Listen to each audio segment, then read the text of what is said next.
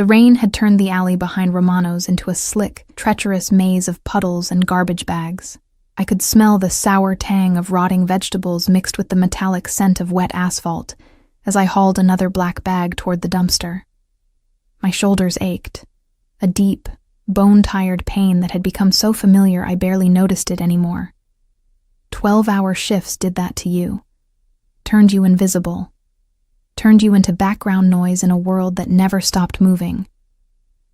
My sneakers squelched through the water, the thin canvas doing nothing to keep my feet dry. I'd need to stuff them with newspaper again tonight, let them dry by the radiator in my studio apartment. If they dried, if the radiator worked, the building super had been promising to fix it for 3 weeks now.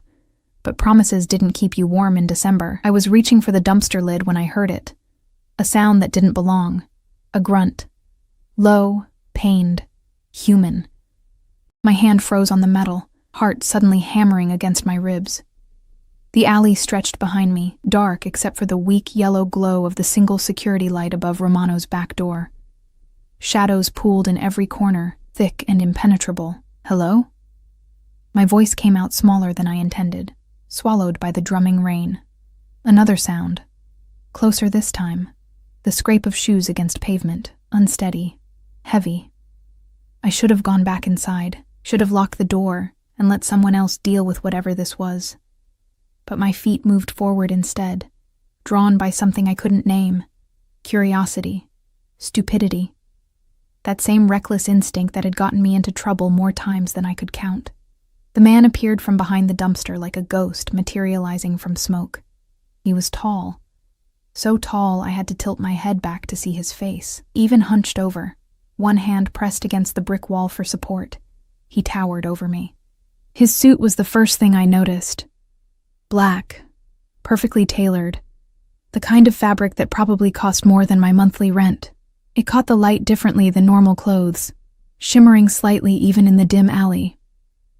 Rain beaded on the shoulders, rolling off like the material was rejecting the very idea of getting dirty. Then I saw the blood.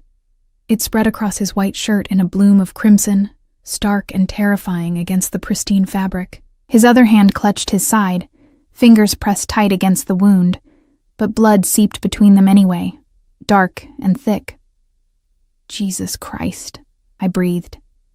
His head lifted, and I found myself staring into eyes so dark they looked black in the shadows. His face was young, younger than the expensive suit suggested. Maybe 30, if that. Sharp cheekbones, a jaw that could have been carved from marble, lips pressed into a thin line of pain. He was beautiful in a way that made your chest tight. The kind of beautiful that belonged on magazine covers or movie screens, not bleeding out in an alley behind an Italian restaurant. Help. The word came out rough, scraped raw. His accent was subtle, but there. Italian, I thought, though I couldn't be sure. Please. Every instinct screamed at me to run. This was trouble. This was danger wrapped in an Armani suit and bleeding all over my Tuesday night. But his eyes, God, his eyes held mine like I was the only solid thing in a world that was tilting sideways. He took a step toward me and his legs gave out. I moved without thinking, lurching forward to catch him. His weight nearly took us both down, but I managed to brace against the wall, my arms wrapping around his torso. He was solid muscle beneath the suit, heavy and warm despite the rain.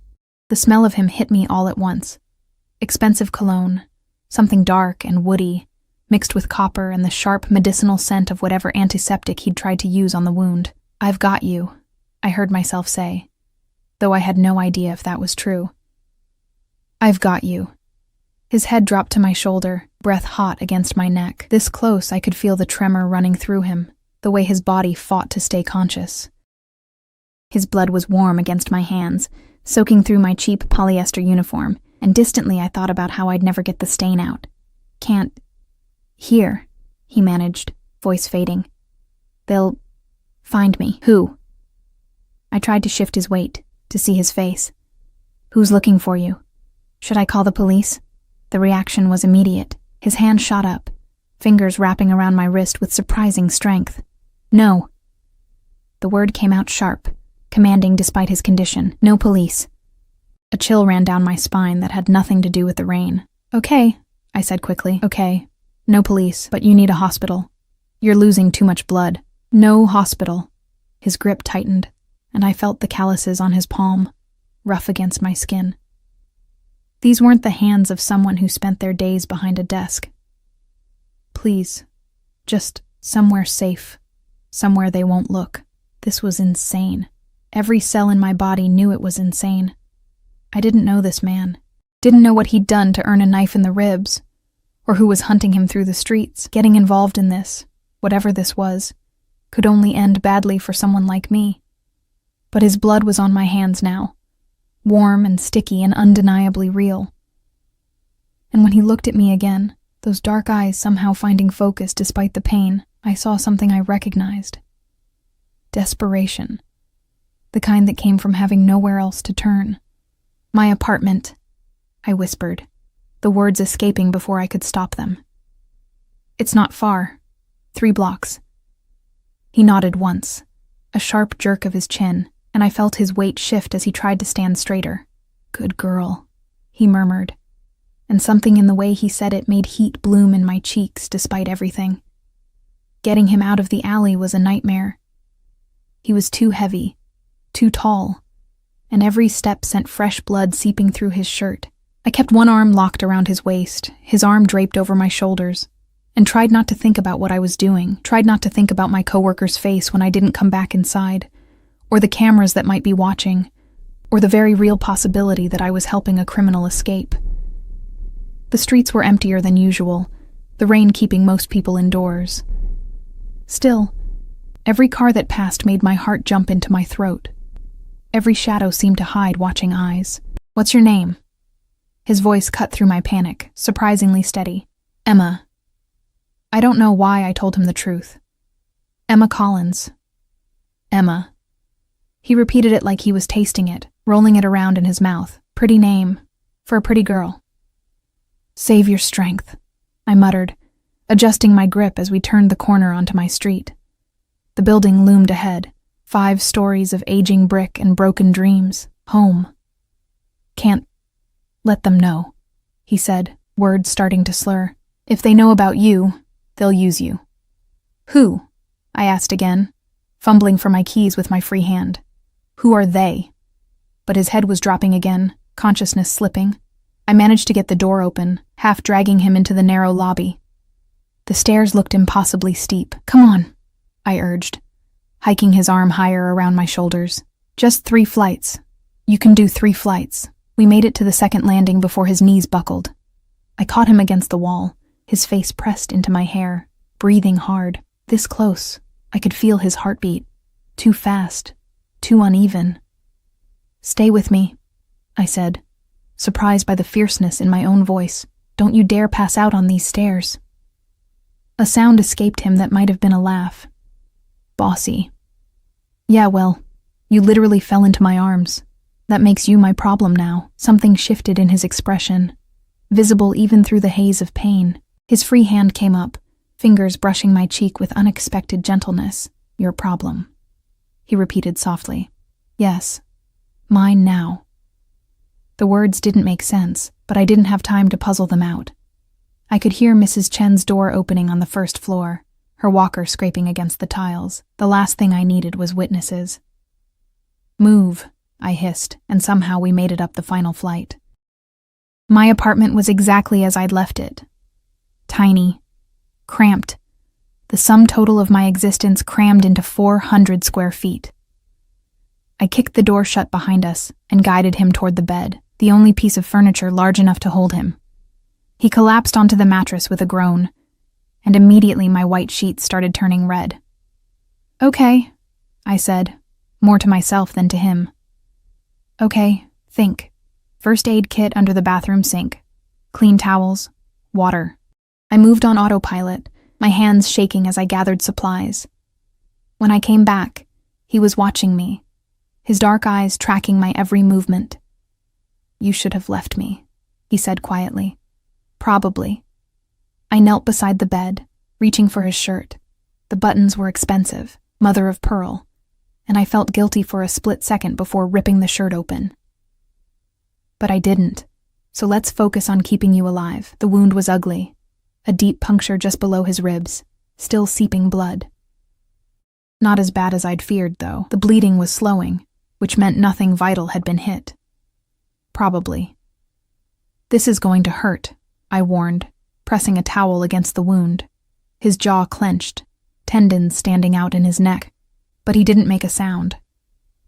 I worked quickly, cleaning the wound as best I could, using butterfly bandages to pull the edges closed. My hands were steadier than I expected, muscle memory from a lifetime of small emergencies taking over. "You've done this before," he observed, watching my face. "My dad," I said without thinking. "He was accident-prone when he drank." Something flickered in his expression, understanding maybe, or pity. I didn't want either. "There." I sat back, surveying my work. It wasn't pretty, but it would hold. "You really should see a doctor." "Can't."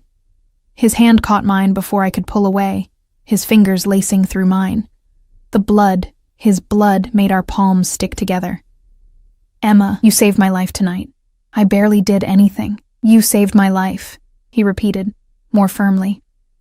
His thumb traced small circles on the back of my hand, the gesture absurdly intimate. That means something. Where I come from, that means everything. Before I could respond, before I could ask what he meant, his eyes rolled back, and consciousness finally fled. I sat there on the floor beside my bed, holding the hand of a beautiful stranger who'd collapsed into my arms, covered in his blood, and wondered what the hell I'd just gotten myself into. The rain continued to fall outside, washing the city clean. But some stains, I was learning, ran too deep to ever truly wash away. I didn't sleep. How could I? There was a man, a stranger, unconscious in my bed, his chest rising and falling in shallow breaths that I counted obsessively through the night. Every hour I checked his pulse, pressed my palm against his forehead to gauge his temperature, peeled back the bandages to make sure the bleeding had stopped.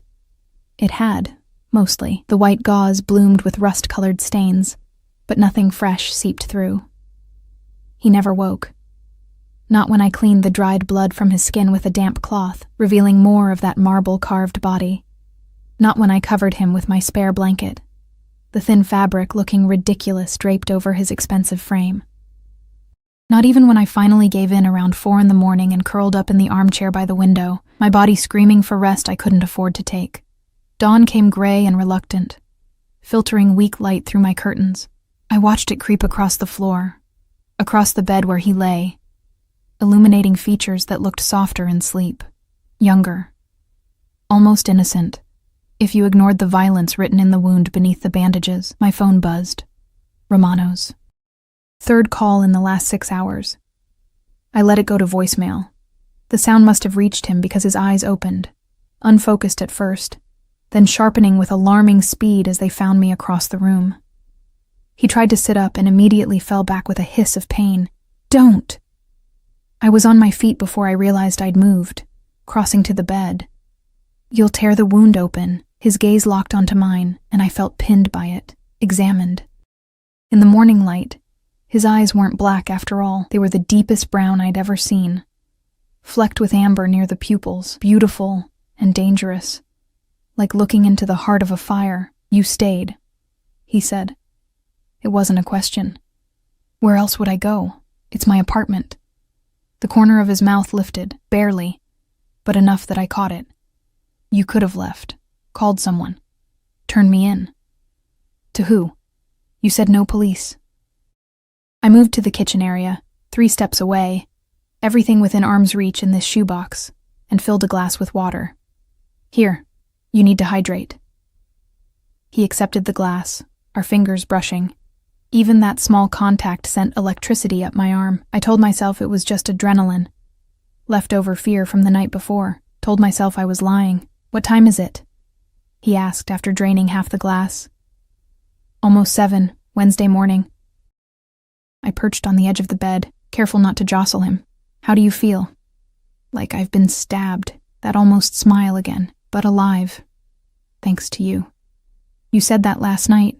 You don't owe me anything. I owe you everything." The intensity in his voice made me flinch. His hand found mine again, and this time there was no blood between us, Just skin on skin, warm and far too intimate for two people who didn't even know each other's names. You understand? Everything. I don't understand any of this, I admitted. My voice came out smaller than I wanted. I don't know who you are.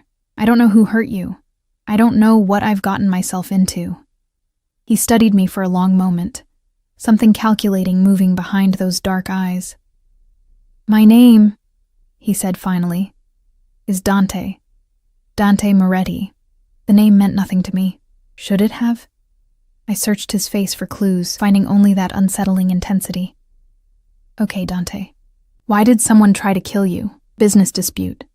He said it casually, like he was discussing the weather. Nothing for you to worry about. Nothing to...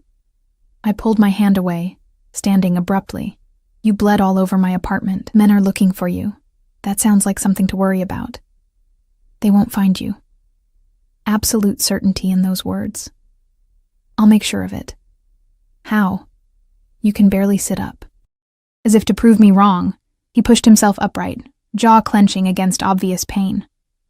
The blanket fell away, revealing his bandaged torso, the hard planes of muscle, the scattering of scars that suggested last night wasn't his first encounter with violence. He was imposing even injured, radiating a kind of controlled power that made my small apartment feel even smaller. I need my phone, he said. My jacket. Where is it? The bathroom. I hung it up to dry. I watched him carefully. Who are you calling? My people. Something cold settled in my stomach. Your people. They'll be looking for me. Worried. He met my eyes, and for the first time I saw something soft there, almost apologetic. Emma, I need you to trust me. Can you do that? I don't even know you. You saved my life. That's knowing someone in the way that matters. I wanted to argue, to point out how insane that logic was. Instead, I found myself walking to the bathroom, retrieving his jacket. It was heavy, heavier than any jacket should be. My fingers found the inside pocket, felt the hard shape of a gun tucked there, and my blood turned to ice. He was watching me when I returned, his expression unreadable. I held out the jacket without a word. Thank you. He pulled out a phone. No, 2 phones. 3. How many phones did one person need? He selected one, black and expensive looking, and pressed a single button. Someone answered before the first ring finished. Capo. The voice on the other end was tinny but clear, speaking rapid Italian. Relief and urgency mixing in equal measure. Dante responded in the same language, his voice dropping into a register I hadn't heard before. Commanding. Absolute. Whatever he said made the person on the other end respond with immediate deference. Capo. The word rattled around in my head. I'd heard it in movies, read it in books. Boss. Oh God. The call lasted maybe 2 minutes. When he ended it, his eyes found mine, and he must have seen the understanding dawning there because his expression shifted. Became careful. Emma. What are you? The question came out as a whisper. Who are you really? He was quiet for a long moment. Rain had started again outside, pattering against the window. The only sound in the suddenly too small space between us. I think you already know, he said softly. I did. Somewhere in the night, while cleaning his blood from my hands, while watching him breathe in my bed, I'd known. I'd just been too tired, too caught up in the immediate crisis, to let myself think it through. The expensive suit, the gun, the way he'd refused police, refused hospitals, the fear in his voice when he said they'll find me. Mafia, I breathed. That's a crude word. His mouth curved, not quite a smile, but yes, in essence. My legs felt weak. I sat down hard on the armchair, my mind racing. I'd helped a mobster, brought him to my home, let him bleed on my sheets. Every crime show I'd ever watched flashed through my head, every news story about innocent people caught in crossfire. You need to leave, I said. As soon as your people get here, you need to leave and forget this ever happened. I can't do that. Yes, you can. You just... Emma. He shifted, trying to stand, and I saw the pain lance through him. Listen to me. What you did last night, taking me in, helping me. It was brave. Stupid, but brave. And now you're in this whether you like it or not. No. I shook my head, backing toward the door. No, I'm not. I'm nobody. I'm a waitress who made a mistake. You'll leave and I'll forget your face, and that's the end of it. You think it's that simple? His voice was gentle, which somehow made it worse. The moment my enemies saw you with me, and they have eyes everywhere, Emma, everywhere. You became a target, a way to get to me. That's not my problem. It is now. A knock at the door made us both freeze. 3 sharp raps, precise and controlled. Dante's entire demeanor changed. The injured man disappeared, replaced by someone harder, dangerous. He gestured sharply for me to stay back, reaching for the gun I'd felt in his jacket. Capo. A voice through the door, speaking Italian. It's Marco. Some of the tension left Dante's shoulders, but not all of it. Open it, he told me, slowly. My hands shook as I turned the lock. The door swung open to reveal 2 men in dark suits, both built like brick walls. The one in front, Marco, presumably, had kind eyes and a brutal face, salt and pepper hair cut military short. His gaze swept the apartment, cataloging everything, before landing on me with something that looked like concern. Signorina, he said, his accent thick. You are Emma, yes? I nodded, not trusting my voice. You help our capo. We are... He searched for the word. Grateful. In your debt. I don't want debt, I managed. I just want to forget this happened. The second man, younger with a scar bisecting his left eyebrow, moved past me without a word. He went straight to Dante, examining the bandages with professional efficiency. They spoke in rapid Italian, too fast for me to catch more than a few words. Dante gestured toward me once, and both men's eyes snapped to my face with an intensity that made me want to hide. She did well, the scarred man said in accented English, apparently for my benefit. The wound is clean. No infection. She saved your life, Capo. I know. Dante's eyes never left me. Marco, I need a clean car. New phones. And someone watching this building. No one in or out without my knowing. Dante, I started. No one in or out, he repeated, voice hardening. She's under protection now. My protection. Anyone who touches her answers to me. The weight of those words settled over me like a physical thing. Protection. It sounded like safety, but I heard the chains underneath, the cage door closing. You can't do this, I said. You can't just decide I'm your responsibility. I already did. He stood finally, using Marco's shoulder for support. Even diminished by injury, he dominated the space. You saved my life, Emma Collins. In my world, that creates a bond, an obligation, and I always honor my obligations. I didn't ask for this, neither did I. Something raw flashed across his face. Neither of us asked for any of this, but here we are. Marco and the other man were efficiently gathering Dante's things, the bloodied shirt, his phones, anything that might identify him. They moved with practiced ease, clearly accustomed to cleaning up after their boss's disasters. We have a safe house prepared, Marco said. Doctor is waiting. We should go, Capo. Before the Vitales realize I'm alive, Dante finished. He took a step toward me, and I backed up instinctively. Something pained crossed his features. Emma, I need you to understand something. What happened last night, you stumbling into my path, that wasn't chance. That was fate. That's not real. In my world, it's the only thing that's real. He was close enough now that I could smell that dark cologne again, mixing with the copper tang of blood. You're mine to protect now, mine to keep safe. And I will. I promise you that. No one will touch you.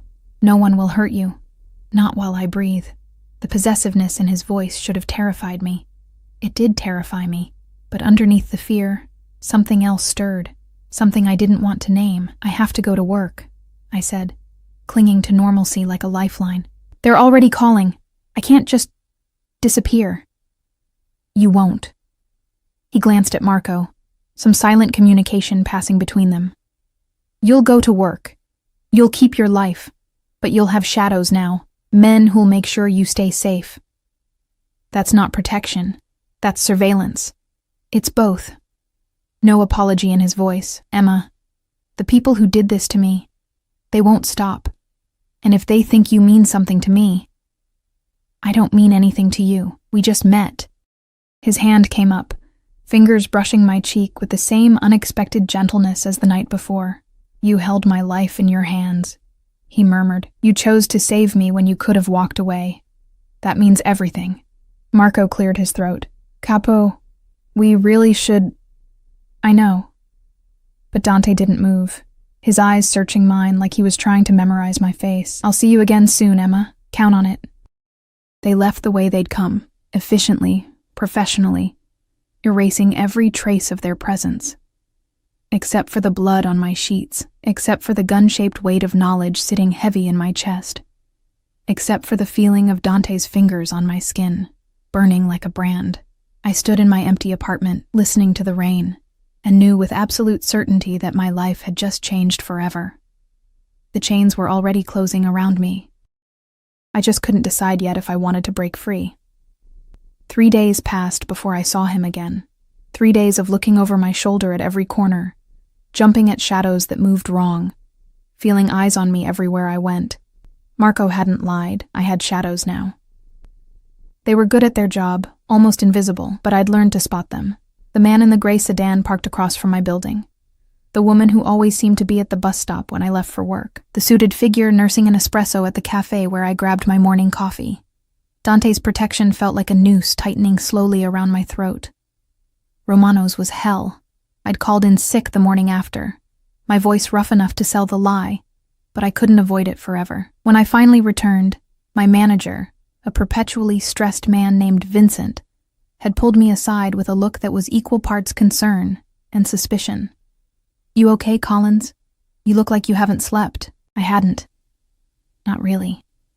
Every time I closed my eyes, I saw Dante's blood spreading across my hands, felt the weight of his body collapsing into my arms, heard that voice in my ear, "You're mine to protect now." "Just a bug," I'd said. "I'm fine." I wasn't fine. Thursday night, the restaurant was packed.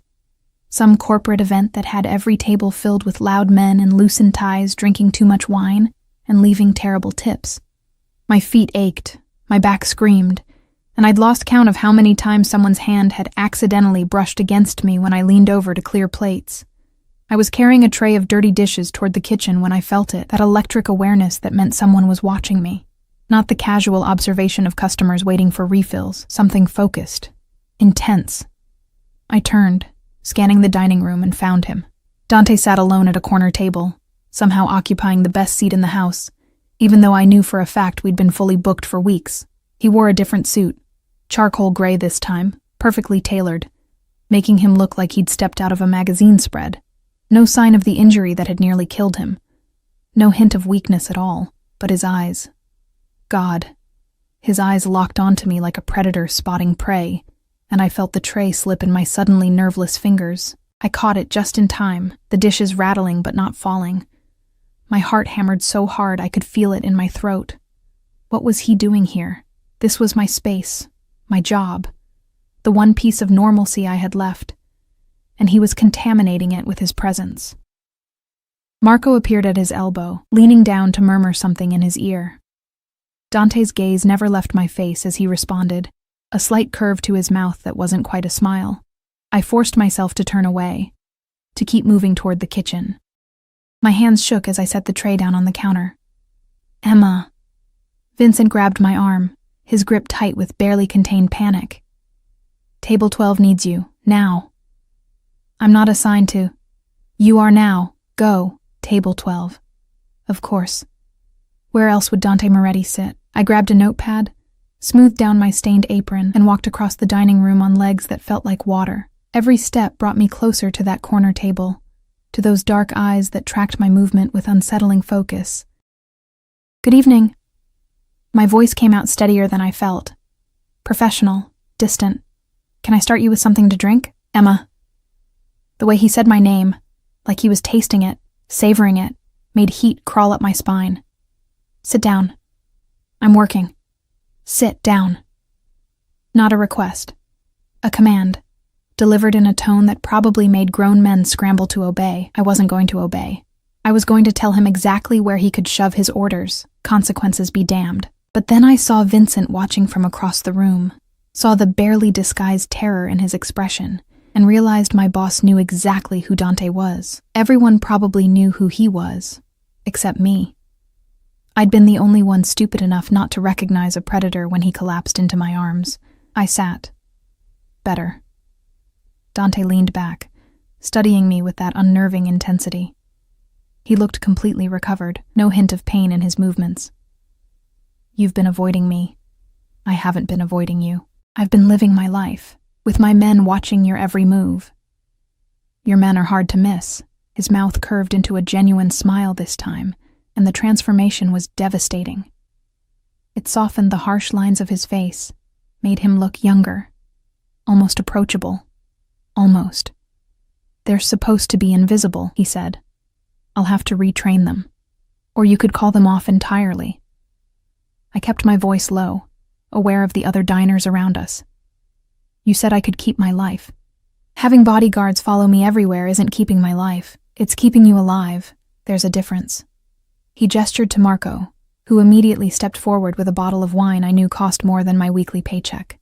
The Vitalis are angry. They lost men in the ambush that night. They're looking for revenge. That has nothing to do with me. It has everything to do with you. He poured wine into 2 glasses, sliding one across the table to me.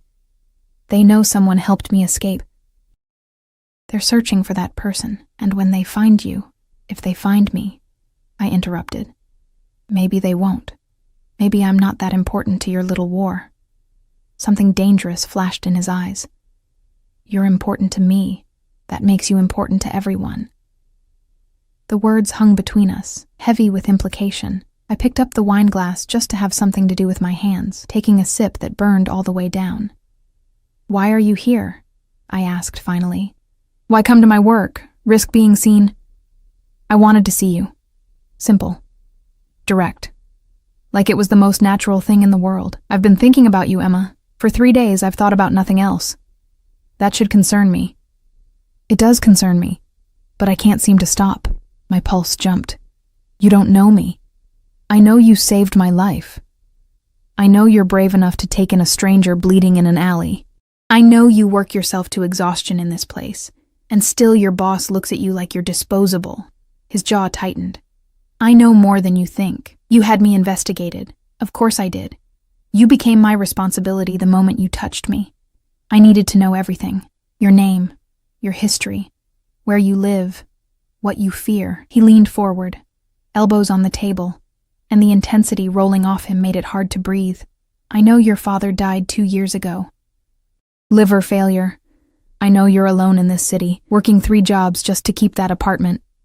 I know you're stronger than you have any right to be. Anger sparked in my chest, hot and defensive. You have no right to dig into my life. I have every right. You're mine now. I'm not yours. I'm not anyone's. Emma. The way he said my name this time was different. Softer. Almost gentle. I understand you're frightened. This world I live in, it's not kind. It's not safe. But I can protect you from it. I can give you things you've never dreamed of. I don't want your money. Everyone wants money. Not me. I set the wine glass down too hard, the sound sharp in the intimate space between us. I want my life back, the one I had before you fell into it and turned everything upside down. He watched me for a long moment, something unreadable moving behind those dark eyes. That life is gone, Piccola. The moment you chose to help me, it ended. You can't go back. You can only move forward. With you. Yes. With me. No hesitation. No doubt. I can give you safety, Emma. Comfort. Everything you've been struggling for, I can provide in an instant. All you have to do is let me. And what do you get out of this arrangement? His smile returned, sharper this time, knowing. You, I get you. The honesty in those words should have repulsed me. Should have sent me running back to the kitchen, back to my tiny apartment, back to anything that wasn't this dangerous man offering to cage me in gold, but heat pooled low in my stomach anyway. Unwanted and undeniable. I need to get back to work, I managed. No, you don't.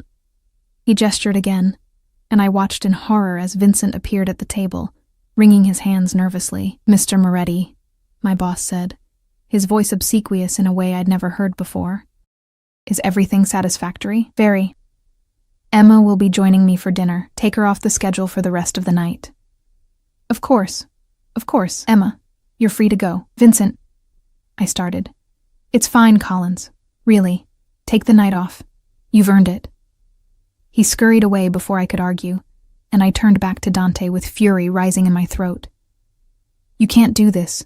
You can't just buy people." "I didn't buy anyone. I made a request. Your boss was happy to accommodate." He poured more wine, completely unbothered by my anger. "Now, tell me what you'd like to eat. The chef here is excellent, though I suspect you already know that." "I'm not hungry." "You're always hungry. You work yourself to exhaustion and barely eat. That changes now." "You don't get to decide."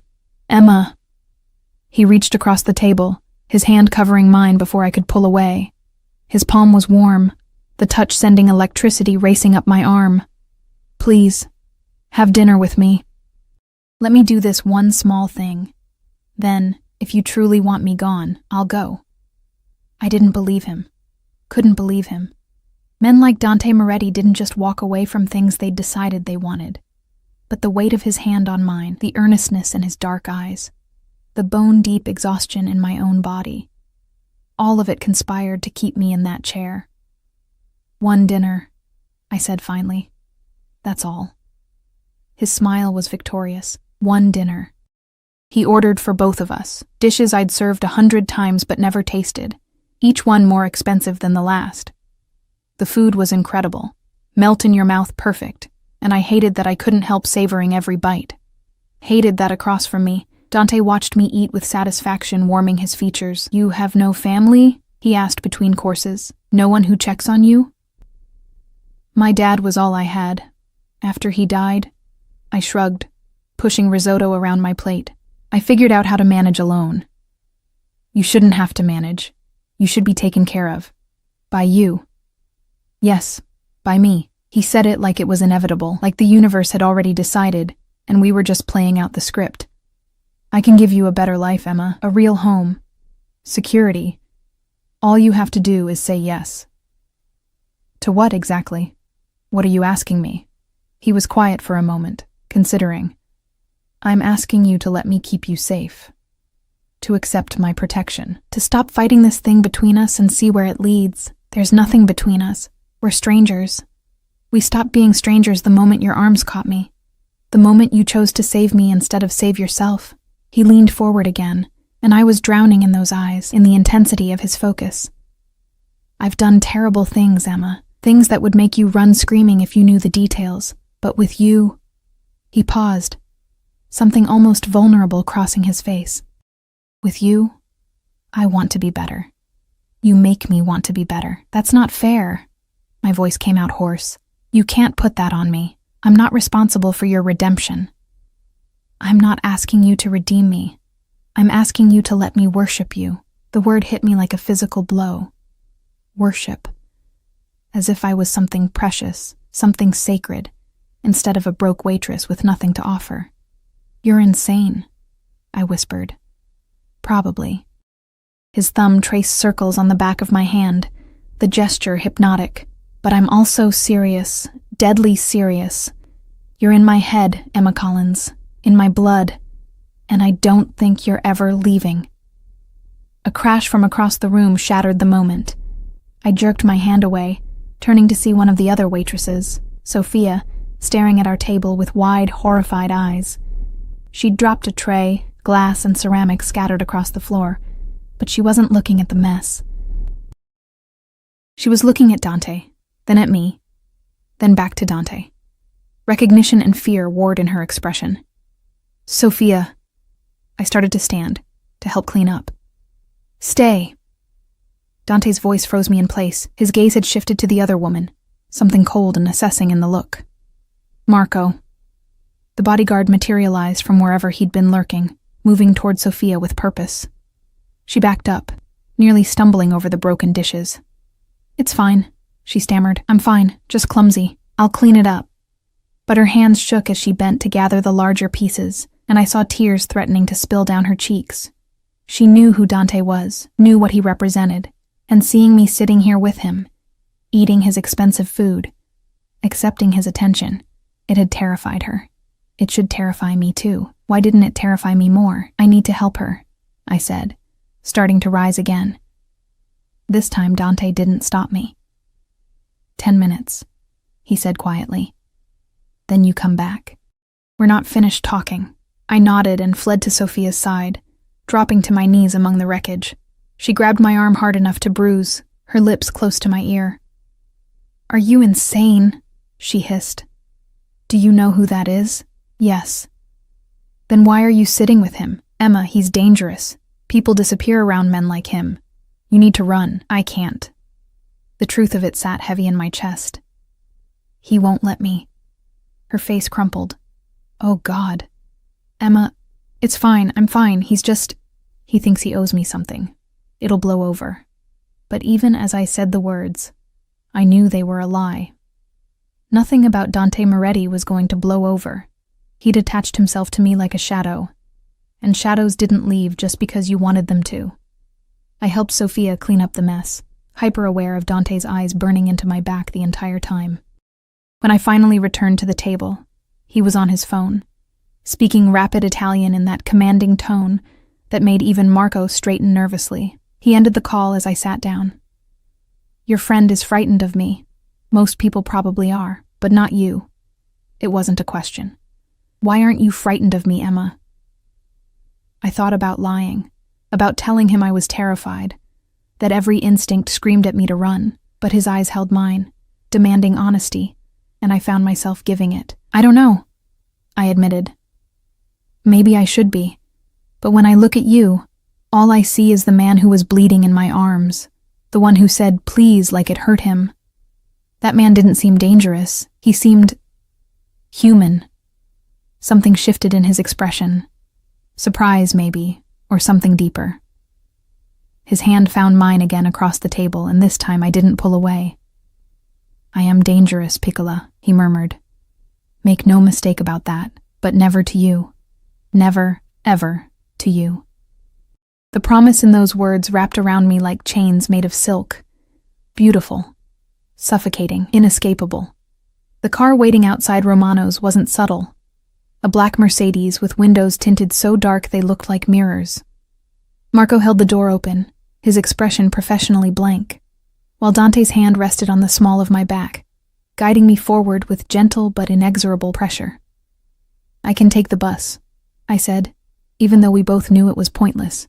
Not anymore. Dante's voice was firm. Not ever again. The interior smelled like leather, and that dark cologne of his, expensive and intoxicating. I sank into seats softer than my mattress while Dante settled beside me, close enough that his thigh pressed against mine. Marco took the front passenger seat, and another man I didn't recognize slid behind the wheel. Where are we going? I asked as the car pulled smoothly into traffic. Somewhere safe. Dante was looking at his phone, scrolling through messages with a frown. Somewhere we can talk without interruption. We just talked, for 2 hours. That wasn't talking. That was me watching you eat and wanting to feed you every bite myself. He glanced up, catching my expression, and that devastating smile returned. Don't look so shocked, Piccola. I told you. I want to worship you. That includes ensuring you're properly cared for. Heat crept up my neck. I can take care of myself. You shouldn't have to. Not anymore. The car wound through streets I recognized, then ones I didn't, climbing into hills where the houses grew larger and farther apart. Old money territory, the kind of neighborhood where people like me only came to clean or serve. We turned through iron gates that opened automatically, rolling up a curved driveway lined with manicured hedges. The house, mansion, that appeared made my breath catch. 3 stories of honey-colored stone, windows glowing warm in the darkness, surrounded by gardens that probably cost more to maintain than I made in a year. This is yours? I asked stupidly. One of my properties. The safest one. Dante was already out of the car, offering his hand to help me. Come, I want to show you something. I should have refused. Should have demanded he take me home, back to my cramped apartment where at least I understood the rules. Instead, I placed my hand in his and let him pull me into his world. The interior was even more breathtaking. Marble floors, soaring ceilings, artwork that looked like it belonged in museums. But Dante didn't give me time to gawk.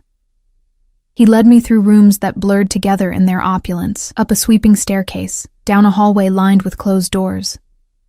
He stopped at the last door, his hand on the knob, and something vulnerable flickered across his face. "I had this prepared for you," he said quietly. "After I learned about your apartment, about how you live, I couldn't stand thinking of you in that place, so Please, just look." He opened the door.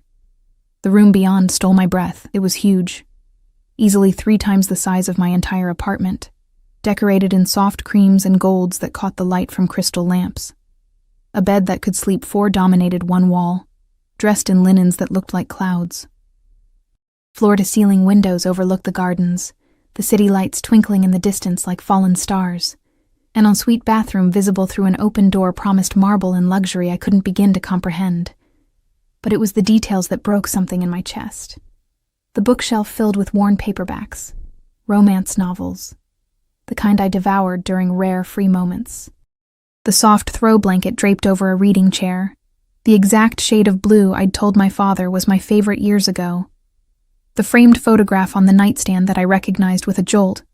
Me and my dad, taken at a carnival the summer before he got sick, both of us laughing at something long forgotten. "How did you—" My voice cracked. "I told you.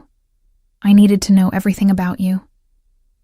Dante moved to stand behind me, not touching but close enough that I felt his heat. "The books were easy. Your library card history is surprisingly accessible. The photograph was in your apartment. I had it copied and restored. The color, that took more research. But I found an old interview your father gave to a local paper, mentioned you loved that specific shade of blue. I couldn't breathe. The thoughtfulness, the attention to detail, the sheer effort he'd put into creating this space. It was too much, too intimate, too presumptuous, too perfect. "This is insane," I whispered. "You can't just make me a room in your house." "I can. I did." His hands settled on my shoulders, warm and possessive. "Emma, I meant what I said at dinner. I want to take care of you. This room, this house, it's all yours if you want it.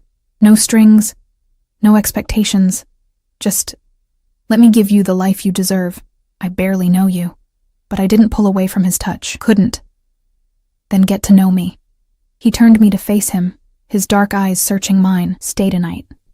Let me show you that I'm not just the dangerous man your friend fears. Let me prove I can be good for you." Every rational thought screamed at me to refuse. To run back down those stairs, out those gates. Back to my small, safe life where men like Dante Moretti only existed in movies and cautionary tales. But his hands were so gentle on my shoulders, and the room behind me promised comfort I'd never known. And exhaustion, bone-deep, soul-crushing exhaustion, made the thought of sleeping in that cloud-like bed almost irresistible. One night, I heard myself say, "That's all." The smile that crossed his face was pure triumph. One night. He left me alone to explore the room, to discover the walk-in closet filled with clothes in exactly my size, the drawers stocked with toiletries and personal items I hadn't known I needed, every detail considered, every comfort anticipated. It should have felt like a cage. Instead, it felt like coming home. I showered in that marble bathroom, standing under water pressure that actually worked, using products that smelled like heaven, and probably cost more than my weekly grocery budget. When I emerged, wrapped in the softest robe I'd ever touched, I found Dante had returned. He sat in the reading chair, still in his suit, but with the jacket discarded, sleeves rolled up to reveal forearms that were pure corded muscle. "Better?" he asked, his eyes tracking the water still dripping from my hair. "Yes." I clutched the robe tighter. "Thank you." "Don't thank me. This is the bare minimum of what you deserve." He stood, moving toward me with that predatory grace. "Emma, I need to tell you something. About what happened the night we met." My stomach tightened. "Okay." "The man who stabbed me, His name was Enzo Vitale, third son of the Vitale family, one of our biggest rivals. Mum, he kept his distance, like he sensed I needed space. We'd arranged a meeting to discuss territories, try to avoid all-out war, but it was a trap. They wanted me dead, wanted to decapitate my organization in one move. What happened? I killed him. No emotion in his voice, just fact. He came at me with the knife, and I killed him. But not before he got that blade between my ribs. My men found me seconds later, helped me escape. But the Vitales, they're claiming I murdered Enzo in cold blood, that I violated the terms of our meeting. They want revenge. I sank onto the edge of the bed, processing. And they think I helped you escape. They know you did. They have informants everywhere, Emma, eyes watching, ears listening. They know a woman took me from that alley. They've been searching for you for days. His jaw tightened. That's why I can't let you go back to your life like nothing happened. They will find you. They will use you to hurt me unless I keep you close, unless I make it very clear that touching you means declaring war on my entire family, your family. The word felt strange in my mouth. You keep saying that, but you're talking about the mob, about criminals. Yes. He didn't flinch from the word. I'm a criminal, Emma. I break laws. I hurt people who threaten what's mine. I've done things that would make you sick if you knew the details. But I also protect what's mine with everything I have, and you're mine now. Whether you accept it or not, I'm not a possession. No. You're far more precious than any possession. He moved closer, dropping to his knees in front of me so we were eye level. The position should have been submissive, but somehow he still radiated power. You're the woman who saved my life, who looked at me bleeding and broken and chose kindness. Do you understand how rare that is? In my world, people don't help without expecting payment. They don't show mercy without ulterior motives. But you did. You saved me because it was the right thing to do. His hands covered mine where they clutched the robe. That makes you dangerous, Piccola. Dangerous to me. Because now I can't stop thinking about you, can't stop wanting to keep you safe, keep you close, keep you mine. It's obsession. Possession. Every dark thing your romance novels warn against. And I should let you go. Should send you far away where my world can't touch you. But you won't. I already knew the answer. No, I won't. I'm too selfish. Too obsessed. His thumbs traced patterns on my knuckles. I want you, Emma. Want you in ways that should shame me. And I'll use every resource I have to make you want me back. That's not how feelings work. You can't just manufacture attraction, can't I? His gaze dropped to my lips, then back to my eyes. Your pulse is racing. I can see it in your throat. Your breathing changed the moment I knelt in front of you. You're attracted to me, even if you don't want to be, even if it terrifies you. He was right. God help me, he was right. My body had betrayed me, responding to his proximity, his intensity, the dark promise in his eyes. Physical attraction isn't the same as trust, I managed. No, but it's a start. He released my hands, standing. Get some sleep, Emma. Tomorrow we'll talk more. You'll see that I can be good for you, that this life I'm offering isn't a prison. It's freedom from everything you've been struggling against. He moved toward the door, and panic surged unexpectedly in my chest. Where are you going? My room, down the hall. He paused, looking back. Did you think I'd stay? Force myself on you? I don't know what to think about you. Think that I'm a monster who wants to be your monster. Think that I'd burn the world down before I let anyone hurt you. Think that I'm patient enough to wait until you come to me willingly. His smile was dark. Because you will, Piccola. Eventually you'll stop fighting this and let yourself fall. And I'll be right there to catch you. He left, the door clicking shut behind him, and I was alone in that beautiful room with my racing heart and treacherous thoughts. I should have run. Should have climbed out that window, stolen a car, disappeared into the night. Instead, I crawled into that impossible bed, surrounded by softness and the faint scent of Dante's cologne that seemed to linger in everything, and fell into the deepest sleep I'd had in years. When I woke, morning light was streaming through those floor-to-ceiling windows, and the smell of coffee drifted from somewhere below. I found clothes laid out, jeans that fit perfectly, a soft sweater, even undergarments in exactly my size. Everything I needed, anticipated before I even knew I needed it. I dressed in a daze and followed the coffee smell downstairs, through rooms that looked different in daylight. Less intimidating. More like a home that happened to be obscenely expensive. Dante stood in a kitchen that could have housed my entire apartment, wearing dark slacks and a white shirt with the sleeves rolled up. He looked domestic and dangerous all at once, and when he smiled at my appearance, my traitorous heart skipped. "Coffee?" he offered, already pouring a cup. "I wasn't sure how you take it, but I had Marco research your usual order." "Of course you did." I accepted the cup. Perfect temperature, perfect ratio of cream to sugar, and tried not to think about how he'd known. "Did you sleep?" "Some. Mostly I worked." He gestured to a laptop open on the counter, screens full of text I couldn't read from this distance. "The Vitales made a move last night. Nothing serious, just posturing, but it reminded me why keeping you close is necessary." "Dante?" "Emma?" He moved around the counter, invading my space in a way that should have felt aggressive but somehow didn't. "I know you're scared. I know this is overwhelming, but I need you to understand something. Those men, they don't play by rules. They don't care about innocence or fairness. If they find you without my protection, they will hurt you in ways I can't even speak aloud. And then they'll send pieces of you back to me as a message." Horror crawled up my spine. "You're trying to scare me. I'm trying to make you understand reality. My reality, which is now your reality." His hand came up, cupping my cheek with surprising gentleness. "I will not let that happen. I will keep you safe, but you have to let me. You have to stop fighting this and accept that your life has changed." "What if I can't?" My voice came out small. "What if I can't accept this? Then I'll wait. And protect you anyway. Because walking away isn't an option anymore, Piccola. For either of us." His phone buzzed. Harsh, insistent. He glanced at the screen, and something cold passed over his features. "Marco needs me. Business that can't wait." He looked back at me, conflicted. "Will you be here when I return?" It was the first time he'd phrased it as a choice. The first time he'd acknowledged I could leave if I truly wanted to. I thought about my apartment, probably being watched by Vitale men.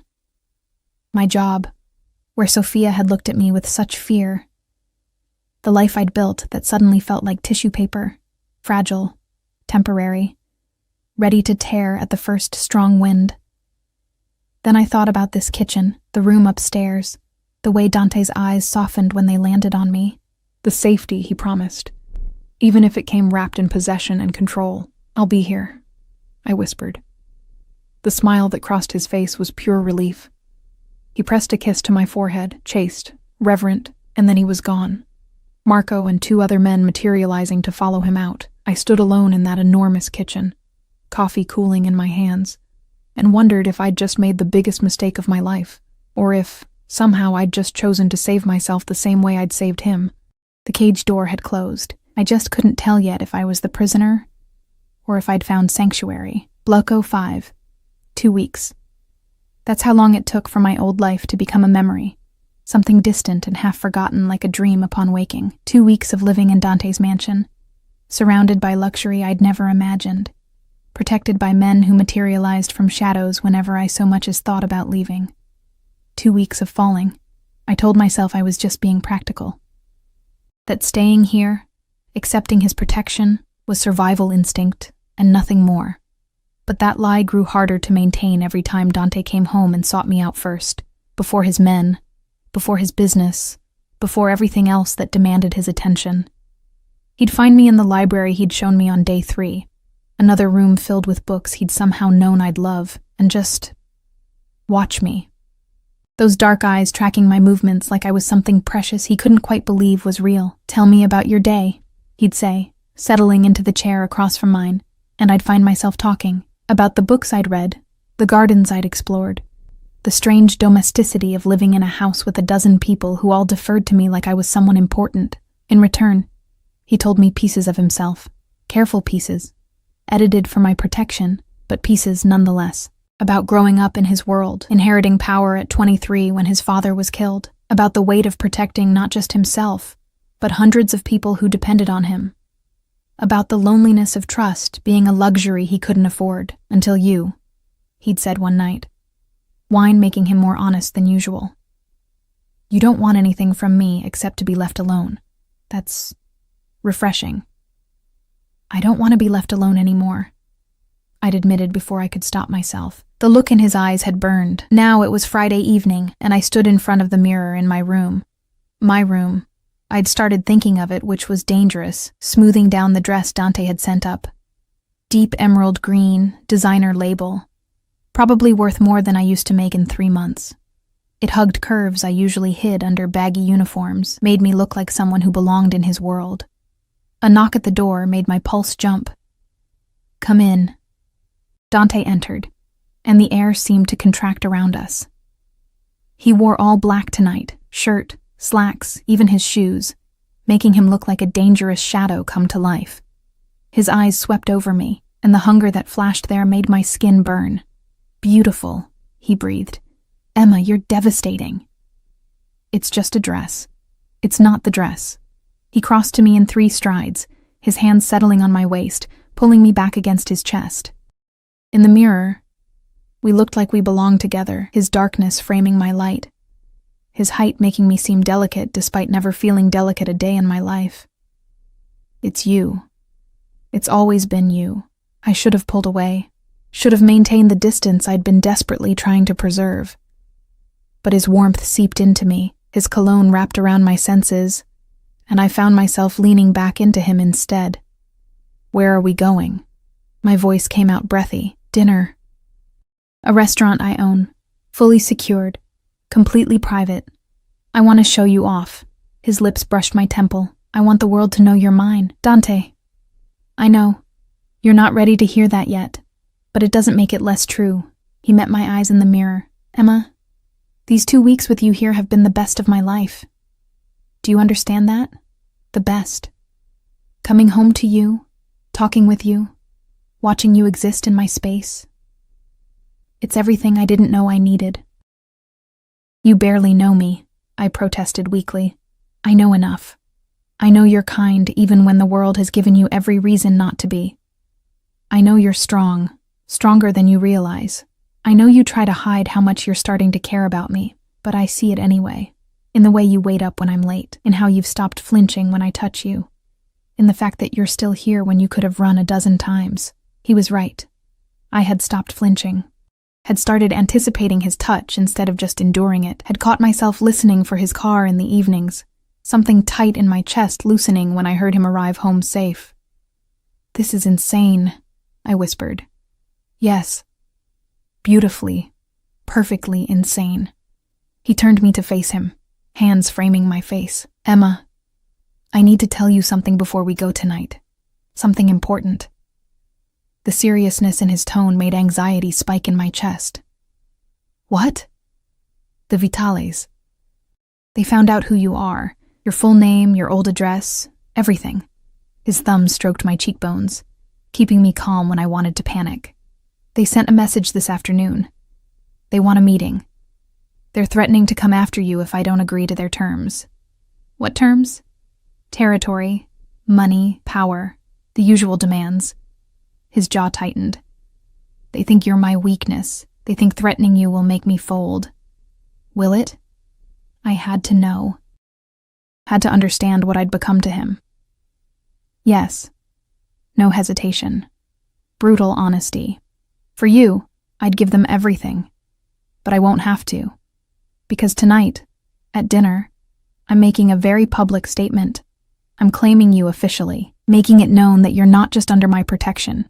You're mine, my woman, and anyone who touches you declares war on my entire organization. The possessiveness should have angered me. Should have sent me running back to my room, demanding he take me anywhere but deeper into his world. Instead, warmth bloomed in my chest, spreading through my limbs like whiskey. What if I don't want to be claimed? But even I heard the lack of conviction in my voice. Then tell me no. His eyes searched mine, vulnerable despite his power. Tell me you don't feel this thing between us. Tell me you don't think about me the way I think about you. Tell me your heart doesn't race when I walk into a room. Tell me any of that, and I'll step back. I'll keep you safe from a distance. I'll let you go. I couldn't. God help me. I couldn't tell him any of those things because they'd all be lies. I'm scared, I admitted instead. Good. You should be. I'm terrifying when it comes to protecting what's mine. He pressed his forehead to mine, breathing me in. But Emma, I promise you this. I will never hurt you. I will kill anyone who tries. I will build you a fortress out of my own bones if that's what it takes to keep you safe. All you have to do is say yes. Say you're mine the way I'm already yours. Dante, say it. His hand slid into my hair, tilting my head back, his lips a breath away from mine. Please, Piccola. Let me have you. Let me worship you the way I've been dying to since the moment you caught me in that alley. Every rational thought, every self-preservation instinct, every warning voice in my head, they all went silent in the face of the raw need in his eyes. This powerful man, this dangerous criminal who could have anything he wanted, was begging me, asking for permission instead of just taking. Yes, I breathed. The kiss was immediate, consuming, turning my world inside out. His mouth claimed mine like he was starving for it, one hand still in my hair while the other pressed into the small of my back, crushing me against him. I kissed him back just as desperately, weeks of tension and denial breaking like a dam. He tasted like whiskey and danger and something uniquely him, addictive in a way that should have terrified me. When he finally pulled back, we were both breathing hard. His eyes had gone almost black with desire, pupils blown wide. Mine, he said against my lips. Say it. Yours, I whispered back, and felt the truth of it settle into my bones. I'm yours. The smile that crossed his face was pure triumph and wonder mixed together. And I'm yours, Emma Collins, for however long you'll have me. The restaurant was everything he'd promised. Exclusive, beautiful, and completely empty except for us. He'd reserved the entire place, filling it with candlelight and roses, making me feel like something out of a fairy tale. We ate courses I couldn't even name, drank wine that probably cost more than my monthly rent used to, and between it all, he touched me, his hand on mine, his fingers trailing up my arm, his foot hooked around my ankle under the table. Claiming, possessive, undeniable. I need you to understand something, he said as dessert arrived. After tonight, after this becomes public, there's no going back. You'll be marked, associated with me. My enemies will see you as a target. My allies will see you as someone to respect and protect. Your old life, it ends permanently. It already ended, I said. The night I caught you. I just didn't know it yet. No regrets? I thought about my cramped apartment, my exhausting jobs, the loneliness that had become so normal I'd stopped noticing it. Then I thought about waking up in that beautiful room, having coffee with Dante in the mornings, the way his face softened when he looked at me. No regrets, I confirmed. Not about you. Something vulnerable flashed in his eyes. Emma, I need to tell you something else. About that night. About why I was in that alley in the first place. Okay. I was running. Not just from Enzo, but from the meeting entirely. Because I knew. I knew it was a trap. My instinct screamed at me to get out. And I did. I ran like a coward instead of fighting. His hand tightened on mine. If I'd stayed, if I'd faced them directly, none of this would have happened. You'd still be living your life, oblivious to my world, safe. But we wouldn't have met. No, we wouldn't have. He looked almost haunted. Sometimes I wonder if that would have been better. For you. I reached across the table, cupping his cheek the way he so often did to me. I saved you for a reason, Dante. Maybe fate, maybe chance, I don't know. But I don't regret it. Not the choice I made that night, and not the choices I'm making now. He turned his head, pressing a kiss to my palm. I love you.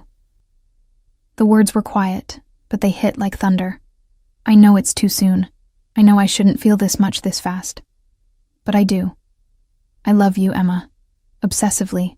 Completely. In ways that would probably concern a therapist. My heart stuttered. Dante, you don't have to say it back. I just needed you to know. Needed you to understand that this isn't just possession or obsession or my need to protect you. It's love. Real, terrifying, all-consuming love. Tears pricked my eyes. You're insane.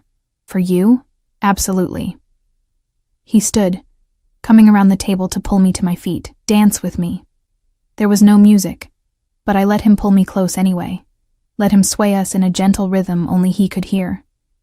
His hand splayed possessively across my lower back, holding me against him, while I rested my head on his chest and listened to his heartbeat. Strong, steady, alive because I'd chosen to save him. I think I'm falling for you too, I admitted into his shirt. I think I have been since you said please in that alley. His arms tightened around me. Yeah? Yeah, it's terrifying. Good terrifying or bad terrifying? I pulled back to look at him, at this beautiful, dangerous man who'd turned my world upside down and somehow made it better. Good terrifying. The kind that feels like standing at the edge of a cliff, knowing you're about to jump but trusting someone will catch you. I'll always catch you, he promised. Always. He kissed me again, slower this time, savoring instead of consuming. When he finally pulled back, his smile was soft. Come on. I want to show you something. He led me outside, where Marco waited with the car, but instead of the mansion, we drove deeper into the city, stopping at a building I recognized, my old apartment complex. Why are we here? I asked, confused. Because you need closure. He helped me out of the car, keeping my hand in his. One last look at what was, so you can fully embrace what is. We climbed those familiar stairs. Stairs I'd helped him up just 2 weeks ago, both of us bleeding and desperate. My apartment door had a new lock, but Dante had a key. Of course he did. Inside, everything was exactly as I'd left it, except cleaner. The blood-stained sheets were gone, replaced with new ones. My few possessions had been packed carefully into boxes, labeled and ready to move. I had my people come through, document everything, pack what you might want to keep, Dante explained.